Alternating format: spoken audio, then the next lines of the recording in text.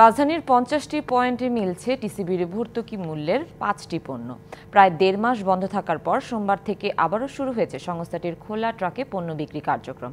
ঢাকা ছাড়া বন্দর নগরীর চট্টগ্রামেও শুরু হয়েছে এ কার্যক্রম। এ দফায় একজন ভোক্তা ১০০ টাকা লিটারের দরে ২ লিটার ভোজ্য তেল, ৬০ টাকা করে কেজি দরে ২ কেজি মসুর ডাল ও ২ কেজি ছোলা, ৭০ টাকা কেজি দরে ১ কেজি চিনি আর ১৫৫ টাকা কেজি দরে আধা কেজি খেজুর নিতে পারবেন। সে হিসেবে টিসিবির খোলা ট্রাক থেকে ৫টি নিত্যপণ্য কিনতে একজন নিম্ন আয়ের মানুষকে গুনতে হবে ৫৮৭ টাকা ৫০ পয়সা। প্রতিটি ট্রাকে ২৫০ জনের পণ্য বরাদ্দ দিয়েছে টিসিবি।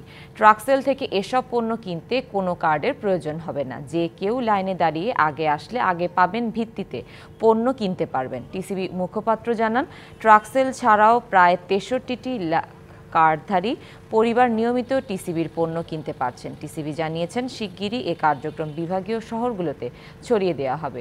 রমজান উপলক্ষে শুরু হওয়া এ কার্যক্রম চলবে ২৮শে মার্চ পর্যন্ত।